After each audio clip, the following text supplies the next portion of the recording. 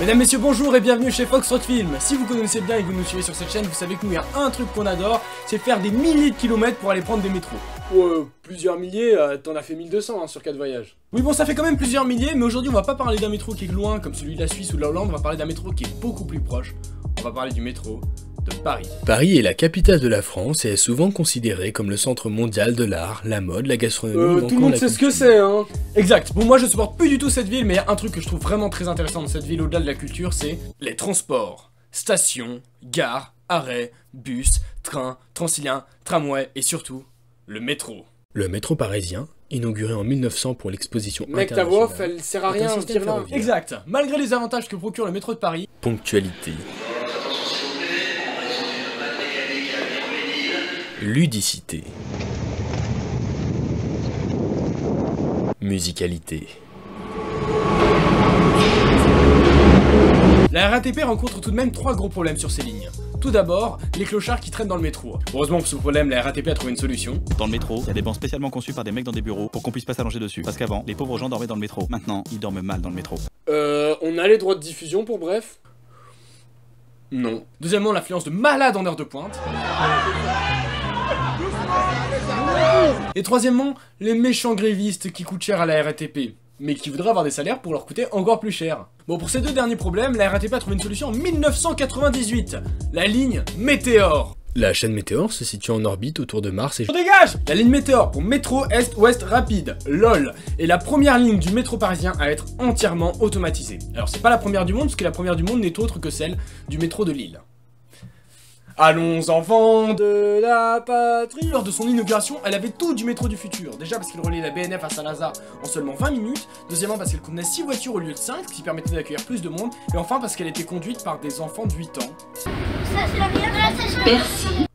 Au calme, mais le design a super mal vieilli. Dans un premier temps parce que jusqu'à il y a encore 2 ans c'était des télés cathodiques qui te disaient quand ton train arrivait. Deuxièmement parce que les gares ont été prévues pour le futur, mais le futur des années 80. Et enfin parce que les enfants de 8 ans ont désormais une trentaine d'années. Alors la RATP a décidé de donner un nouveau design à ces rames en faisant un appel d'offres en 2014 qui a donné le MP14, datant donc de l'appel d'offres de 2014 pour la ligne 14. Ok, cool, mais ça veut dire quoi, MP? Métro pneumatique. Oui, parce qu'à Paris, il y a 2 types de métros. Les métros sur pneus, métro pneumatique, et métros sur rail normal, qu'on appelle les métros ferrés. MP, MF. MP14, du coup, métro pneumatique de la ligne 14? Mais non, appel d'offres de 2014. Et oui, parce qu'actuellement sur la ligne 14, les 2 types de trains qui circulent, ce sont les MP89 et les MP05, qui datent des appels d'offres de ces années-là. Ok, mais c'est quoi la différence entre la 05 et la 89? Alors honnêtement pour moi la seule différence qu'il y a entre les deux, hein, c'est la couleur. Ah puis il y a les petits ventilateurs au-dessus, mais bon je laisserai les fans de métro m'insulter dans les commentaires. Ce nouveau métro a quelques petites nouveautés très intéressantes. Déjà il a la livrée Île-de-France Mobilité, c'est-à-dire qu'il est blanc et bleu, ce qui sera le cas de tous les transports en Île-de-France dans les prochaines années, bus, métro, Transilien confondus. Il a un design aussi très futuriste, hein. On voit que le nez de l'appareil diffère vraiment de tout ce qui est déjà sur le réseau, notamment avec cet encadrement lumineux qui entoure la vitre et qui fait justement le charme de cette rame. Un nouveau système d'écran a été mis en place à l'intérieur, avec notamment le déplacement de la rame en temps réel sur un plan de Paris, les stations desservies avec leur temps d'arrivée, le positionnement des sorties sur le quai. Contrairement au précédent, un petit son indique l'ouverture des portes, et des petites lumières orange clignotent pour indiquer la fermeture de ces dernières. On retrouve aussi des ports USB pour charger son téléphone dans le train, et des espaces ont été spécialement aménagés pour les personnes à mobilité réduite. Enfin sur l'aspect esthétique, il y a 3 couleurs de sièges qui sont vraiment très confortables, et ça fait plaisir. Par contre la lumière, elle, est en source directe et non plus diffuse, et j'avoue que ça de mon côté, moi j'aime moins. Mais après c'est un avis personnel. Bon, et surtout ce qui est le plus important, il est encore plus long que les précédents.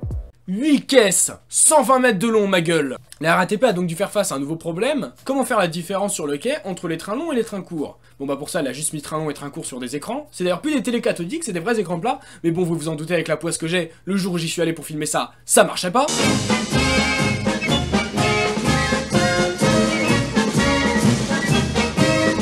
Et puis pour les porte-palières, ils ont mis un petit système de LED pour te dire si la porte allait être oui ou non desservie. Blanc, c'est desservi, rouge, c'est pas desservi. Mais bon, moi je trouve que ça te donne surtout l'impression que le fond de quai est en fait un endroit dangereux et qu'il faut absolument pas s'en approcher. Bon, pour ce qui est des chiffres, le constructeur nous annonce 20% d'économie d'énergie, 30% de place en plus et 40% de bruit en moins. Mais vous nous connaissez, si vous nous suivez depuis longtemps, ce qui nous intéresse le plus, vous avez sûrement vu tous les épisodes des Portraits d'un autre monde, si c'est pas le cas, allez-y. Mais ce qui nous intéresse le plus sur cette chaîne, c'est de savoir ce que vous en pensez. Que pensent les Parisiens de ce nouveau métro, c'est vrai ça? C'est super! c'est bien. C'est un peu dans le même design que les nouveaux quais, c'est très lumineux, c'est sobre, on a une impression de propre et de bien-être, j'aime beaucoup. Joli et propre jusqu'à maintenant, c'est bien, c'est propre.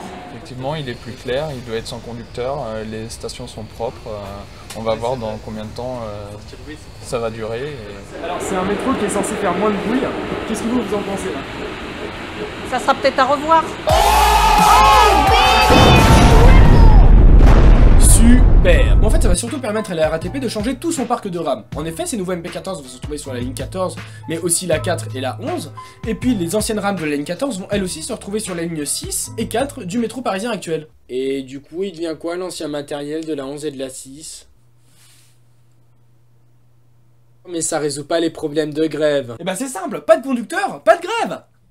D'accord, et pour l'affluence?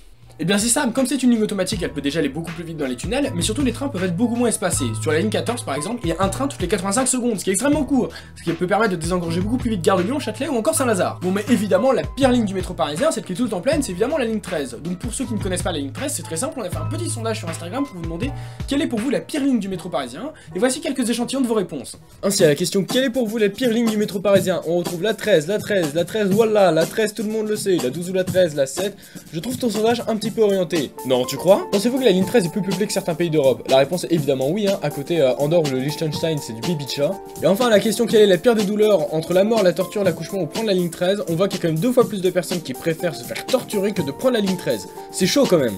Bon, maintenant que les paysans et autres baralbins de ma chaîne connaissent le chétal qu'est cette ligne 13, on va pouvoir continuer. Il fallait absolument gérer tout ce monde de la ligne 13, mais au bout d'un moment, on peut pas non plus rajouter 15 trains par minute, donc il fallait s'orienter vers une solution bis. Mesdames et messieurs, bonjour et bienvenue pour la météo. Alors, on va parler aujourd'hui de l'extension au nord de la ligne 14, qui va aller de l'ancien terminus de la gare Saint-Lazare jusqu'au nouveau terminus à mairie de Saint-Ouen, desservi par la ligne 13 en direction de Saint-Denis. Jusque là on va d'abord passer par Pont-Cardinais, interconnexion avec le Troncilien, mais aussi la porte de Clichy, ligne 13 en direction d'Asnières, qui d'ailleurs la station n'est pas encore ouverte, mais ça ne serait tardé. Cette prolongation n'est pas finie, elle va ensuite s'étendre jusqu'au carrefour Pléiade, desservant encore une fois la ligne 13 en direction de Saint-Denis. C'est pas fini mesdames et messieurs, on a ensuite une extension vers le sud qui devrait arriver dans les prochaines années, donc qui s'étendra cette fois de Olympiade jusqu'à l'aéroport d'Orly et qui permettra à de nombreux Parisiens de ne plus avoir à payer 10 balles pour l'Orlyval. Oui, parce qu'avant si t'habitais à Paris et que tu voulais à Orly, t'avais que 3 possibilités, hein. Soit tu payais 7,70€ le bus, soit tu prenais un taxi à au moins 15 balles, soit tu devais te taper je sais pas combien de temps de RERB pour enchaîner avec 9 € d'Orlyval.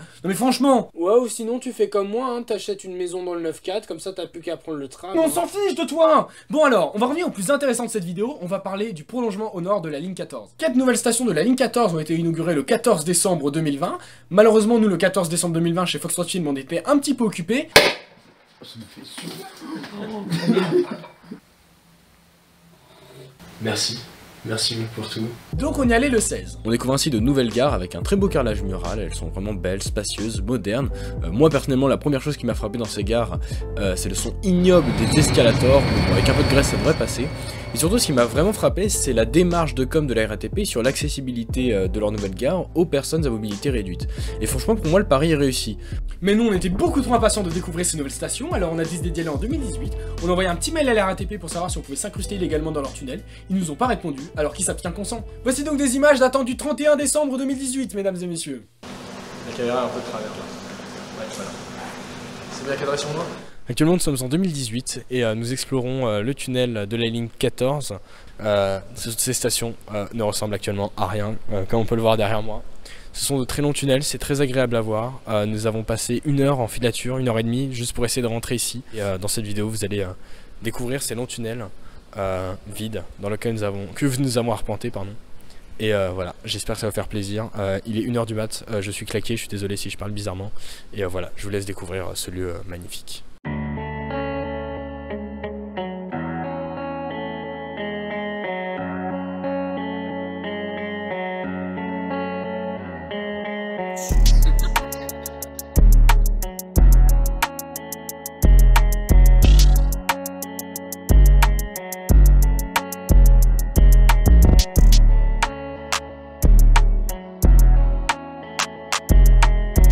Grandeur du tunnel, l'espace et surtout de voir l'architecture avant qu'elle soit finie. On voit un peu le squelette de l'architecture et c'est vachement impressionnant. En vrai, je pense que ça va faire un bon truc. Je trouve pas ça ouf non plus, hein, mais je reconnais qu'il y a du travail, c'est tout. Après, ce qui est ouf, c'est d'être là en fait. Et ça, c'est cool. Ça valait le coup.